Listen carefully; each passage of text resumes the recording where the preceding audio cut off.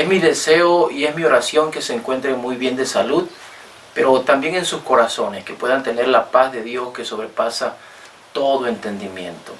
En esa ocasión queremos meditar en la palabra de nuestro Dios, en el pasaje que hemos leído. Esta historia que la conocemos como la transfiguración, el momento en el cual el Señor Jesucristo va a orar y se le aparecen Moisés y Elías hablando con él, y luego Dios manifiesta su gloria también y habla al Señor y le dice: este es mi Hijo amado en quien tengo complacencia. Es un cuadro muy hermoso y es una experiencia inolvidable. Y así quiero titular esta reflexión o este mensaje: una experiencia inolvidable. Hay tres cosas que quiero hacer notar de esta historia o esta experiencia inolvidable. Las personas que están con el Señor Jesucristo regularmente reduce su círculo de los 12 apóstoles o los 12 discípulos a solo 3. Y estos 3 son personajes muy peculiares. Y nos referimos a Jacobo, a Juan y a Pedro. Jacobo y Juan, conocidos como los hijos del trueno, y Pedro, que es un personaje por demás conocido. Todos sabemos la historia de Pedro, que sobresale sobre las de los demás. ¿Por qué Juan, Jacobo y Pedro? ¿Por qué estos 3 personajes? Hay mucha incertidumbre al respecto en cuanto a los estudiosos. No pueden dar una versión exacta del por qué. Sin embargo, hay algunas cosas que quiero hacer notar de ellos. Ellos eran los personajes, a mi criterio, los más necesitados en cuanto a su carácter, en cuanto a su temperamento y en cuanto a su cosmovisión política. Estos personajes o estos discípulos se caracterizan por ser de un carácter fuerte, de un temperamento aguerrido y sobre todo que tenían una idea bastante específica acerca del ministerio de Jesús o del reino de Dios, tanto que Jesús tiene que ubicarlo y enseñarles correctamente acerca de cómo es la vida o la filosofía de vida dentro del reino de Dios. Él le dice que en el reino de los cielos el más grande es el que sirve, no el que es servido. Ellos tenían la idea de los gobernantes de su época o de los gobernantes en general cuya filosofía, cuya política era ser servidos, enseñorearse de los demás. Jesús corrige eso y les dice que en el reino de Dios el que quiera ser más grande será el servidor de todos. Y yo creo que todos nosotros necesitamos aprender también. Y Jesús los tuvo a ellos lo más cerca posible y los llevó a lugares de forma exclusiva, como cuando iba a realizar ciertos milagros o necesitaba estar a solas o iba a orar. Él llevaba a estas personas. Juan era el que se recostaba en su costado, en su pecho, y yo creo que esta era la razón principal. El Señor quería enseñarles a ellos humildad y también al resto de los discípulos. A ellos quería enseñarles humildad a través de las experiencias que estaban viviendo, pero también al resto quería enseñarles la humildad que se necesita para aceptar los llamados de Dios a otras personas. A veces, y esta es nuestra tendencia, nos volvemos celosos de lo que Dios hace con otras personas o el llamado que Dios le hace a otras personas. Y no debe ser así. Debemos aceptar que Dios es soberano, que Él es el Rey, que Él es el Señor y que Él hace lo que Él quiere, que no depende ni del que corre ni del que quiere, sino de Dios que tiene misericordia. Y cuando Dios llama a alguien, nosotros debemos con humildad aceptar ese llamado. El resto de los discípulos tenían que aprender que si Dios los llevaba a ellos, Dios sabía las razones y ellos simplemente tenían que aceptarlo, como nosotros también tenemos que aceptar lo que Dios estaba haciendo. Esto no es una injusticia, porque hoy día nosotros todo lo queremos en términos equitativos, queremos que todo sea igual para todos, pero no es así. Dios trata a cada uno según Él entiende y Él sabe que así debemos ser tratados. Así que el trato de Dios con cada uno de sus siervos o con cada uno de sus hijos será diferente, porque Dios lo ha determinado y nosotros tenemos que respetar eso. A veces cuando hay enfermedades o hay crisis, algunos Dios los salva en el momento, algunos Dios los llama a su presencia, algunos Dios los tiene allí por mucho tiempo, a veces padeciendo, y uno se pregunta por qué no, porque no es igual, porque a unos Dios los sana al momento, a otros no los sana en el momento y a otros se los lleva a su presencia. No podemos nosotros podernos a discutir o altercar con Dios y tampoco frustrarnos ni sentirnos impotentes. Debemos aceptar la voluntad de Dios, y los discípulos tenían que aprender esto. Así que el Señor tomó 3 de sus discípulos y se fue con ellos a orar al monte o a la montaña. Y esta es la segunda cosa que queremos notar, el lugar, lo característico de aquel lugar. La tercera cosa es el suceso, lo glorioso. Pero antes de pasar a esto, quiero contarles la historia de un hombre llamado Latif. En cierto lugar, en cierto pueblo, existía un hombre muy pobre, muy necesitado económicamente. Sin embargo, este hombre tenía la fama de ser uno de los hombres más sabios de todo el pueblo. Un día el rey de aquel lugar se paseaba por el lugar.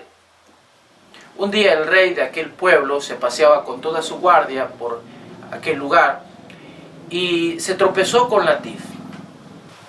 Su guardia le comentó la fama de aquel hombre, que estaba considerado como el hombre más sabio de todo su reino, no por su inteligencia, sino por su experiencia de vida. Un hombre que todos lo respetaban por su sabiduría, sin embargo era el hombre más pobre o más miserable de todo el reino. El rey, en forma orgullosa, le dijo a aquel hombre: le voy a dar 2 monedas si me responde a una pregunta. Latif le contestó al rey: guarde su moneda, rey, yo no la necesito.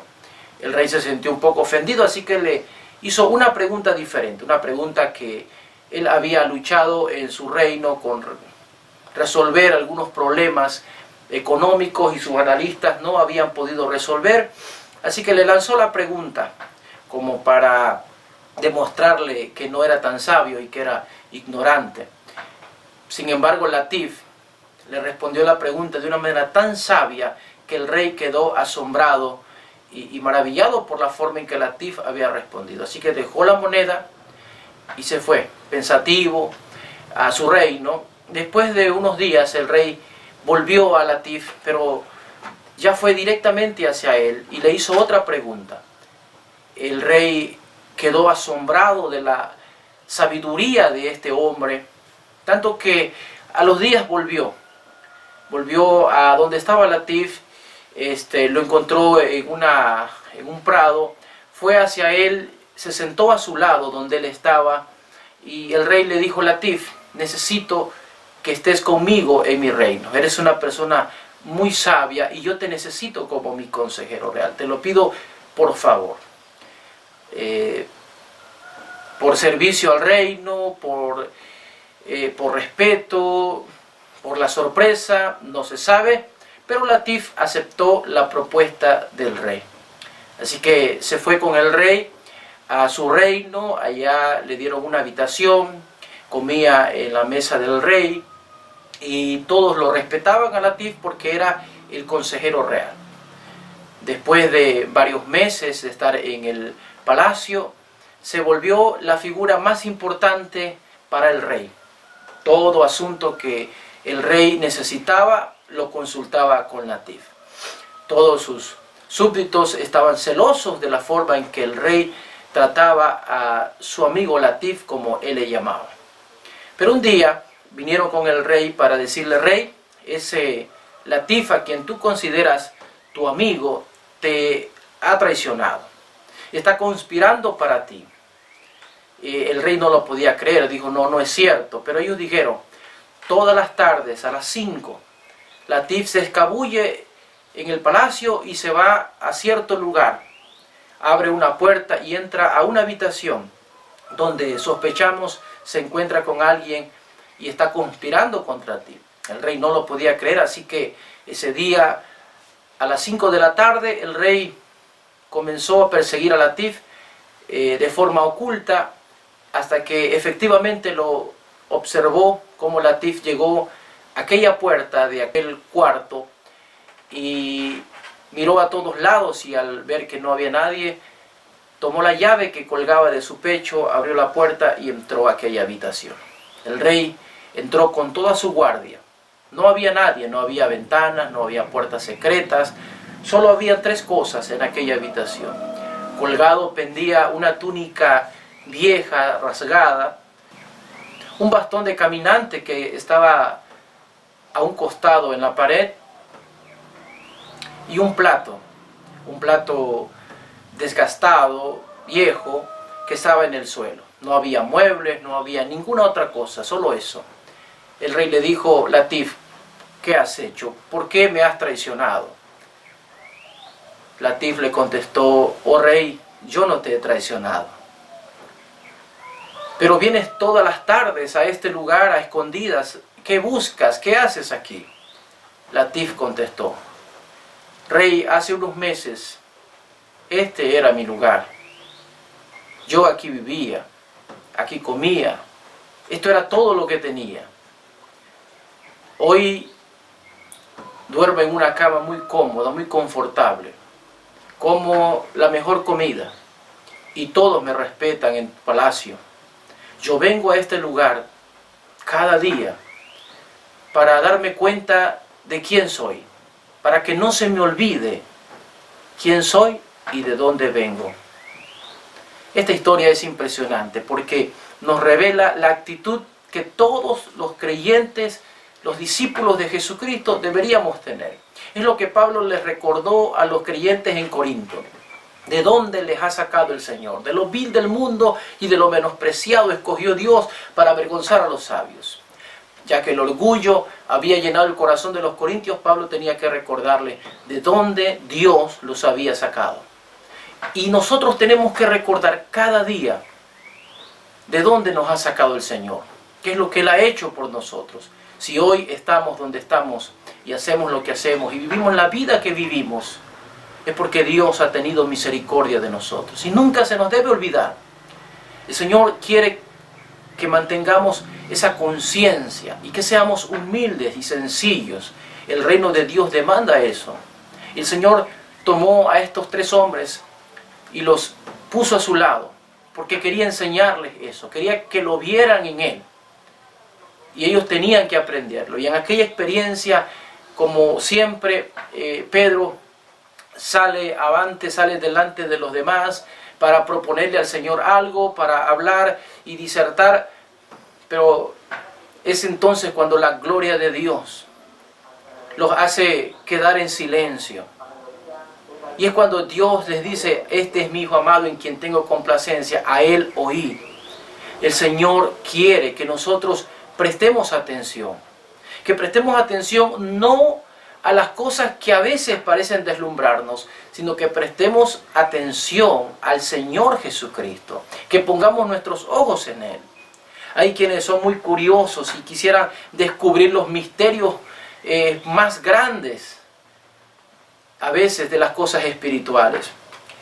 Pero lo que el Señor nos quiere mostrar es que no prestemos atención a Moisés, no prestemos atención a Elías, sino que le prestemos atención a Jesucristo, el Hijo de Dios. Que pongamos toda nuestra atención en Él.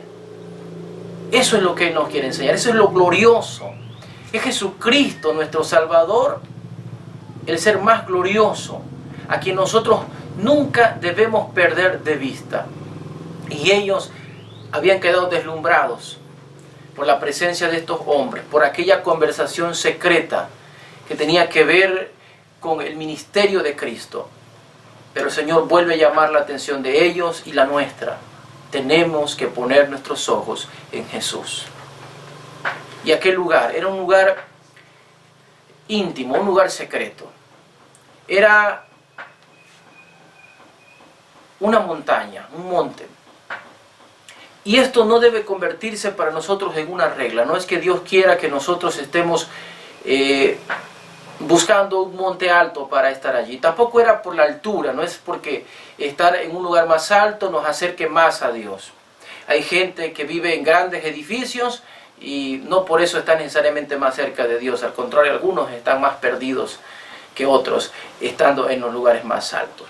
Lo que el Señor quiere mostrarnos de este lugar es aquella soledad, aquel silencio y aquella quietud que el lugar representa. Nosotros siempre debemos entender que Dios ama ese lugar tranquilo y ese lugar íntimo, lejos del bullicio, lejos de las interrupciones de la vida. Debemos, como dijo el Señor Jesucristo, como Él lo enseñó, en nuestro aposento, en nuestro cuarto, en nuestra habitación, cerrar la puerta y allí en lo secreto orar a nuestro Padre que ve en lo secreto. Como dijo el doctor Luis Palaos, en la vida secreta está el secreto de la vida. Tenemos que aprender que Dios quiere llevarnos a ese lugar de intimidad, para ahí enseñarnos, para hacernos humildes y sencillos, para mostrarnos su gloria y su poder, pero también para que podamos reconocer qué es lo que Él quiere de nosotros y cuál es la perspectiva de la vida que debemos tener. Cuando nos ausentamos de esta intimidad con Dios, perdemos la perspectiva correcta y Dios quiere reubicarnos. Y si Él quiere estar con nosotros, no debemos despreciar esa oportunidad que Dios nos da. Por eso, mis hermanos, nunca desaprovechemos esta experiencia inolvidable de estar en su presencia. Porque cuando esto sucede, hemos obtenido la victoria más gloriosa. Porque es allí en su presencia donde somos edificados, donde somos enseñados y donde nuestro carácter es moldeado para poder vivir una vida pública y para poder luego dar testimonio de ese Dios maravilloso que ha tomado nuestras vidas para su gloria. Como lo dijeron los apóstoles muy bien, como lo dijo el apóstol Juan. Lo que hemos visto, lo que hemos oído, lo que palparon nuestras manos tocantes al verbo de vida, esto les anunciamos. Si queremos una vida de autoridad, una vida que glorifique a Dios, que les sirva, necesitamos pasar tiempo a solas con Dios y dejar que Él moldee nuestro corazón, nuestro carácter y nuestros pensamientos para su gloria. Amén.